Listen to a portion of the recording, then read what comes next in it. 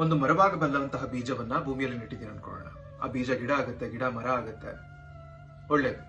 ಅದೇ ಒಂದು ಮರವಾಗಬಲ್ಲಂತಹ ಬೀಜವನ್ನ ಒಂದು ಪಾಟ್ ಅಲ್ಲಿ ನೆಟ್ಟಿದ್ದೀನಿ ಅಂತ ಅನ್ಕೊಳ್ಳೋಣ. ಅದು ದೊಡ್ಡದಾದಾಗೆ ನಾನು ಪಾಟ್ ಚೇಂಜ್ ಮಾಡ್ತಾ ಹೋಗಬೇಕು. ಇಲ್ಲ ಪಾಟ್ ಒಡೆದೋಗುತ್ತೆ, ಗಿಡ ಸತ್ತು ಹೋಗುತ್ತೆ, ಇಲ್ಲ ಹಾಗೇನೆ ಬೆಳೆಯೋಕಾಗದೆ, ಬೇರುಗಳನ್ನ ಸ್ಪ್ರೆಡ್ ಮಾಡೋಕಾಗದೆ ಸತ್ತು ಹೋಗುತ್ತೆ.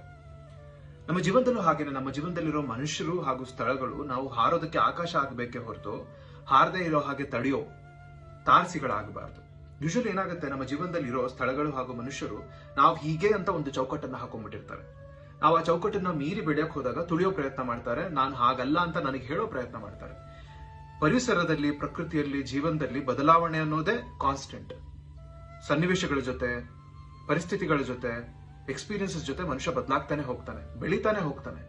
ಆ ಬೆಳಿತಾನೆ ಅನ್ನೋದನ್ನ ಅರ್ಥ ಮಾಡ್ಕೊಳ್ಳೋ ಶಕ್ತಿ ಇರಬೇಕು. ಈಗ ಒಂದು ಮಗು ನಡೆಯೋಕೆ ಪ್ರಯತ್ನ ಪಡ್ತಾ ಇದೆ ಅಂತಂದ್ರೆ ಅದಕ್ಕೆ ಹೊಡೆದು ಕರ್ಕೊಂಡೋಗಿ ಕೂರಿಸ್ತಾ ಇದ್ರೆ ಮಗು ಯಾವತ್ತೂ ನಡೆಯೋದು ಕಲಿಯೋದೇ ಇಲ್ಲ.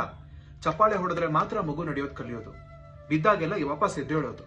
ಜೀವನದಲ್ಲಿ ಹಾಗೇನೆ, ನಾವ್ ಯಾರು ಪ್ರೀತಿಸ್ತಾ ಇರ್ತೀವಿ ಅಂತಂದ್ರೆ, ಅವ್ರು ಬೆಳೆಯೋಕೆ ಪ್ರಯತ್ನ ಪಡ್ತಾ ಇದಾರೆ ಅಂತಂದ್ರೆ ಅಲ್ಲಿ ನಾವು ಅವ್ರನ್ನ ಸಪೋರ್ಟ್ ಮಾಡಬೇಕು. ನಾವು ಅವ್ರನ್ನ ತುಳಿಯೋ ಪ್ರಯತ್ನ ಮಾಡಿದ್ರೆ, ಒಂದು ಚೌಕಟ್ಟಲ್ಲಿ ಹಾಕೋ ಪ್ರಯತ್ನ ಮಾಡಿದ್ರೆ ಅಲ್ಲಿ ಪ್ರೀತಿ ಸತ್ತು ಹೋಗುತ್ತೆ, ದ್ವೇಷ ಅನ್ನೋದು ಹುಟ್ಕೊಳ್ಳುತ್ತೆ.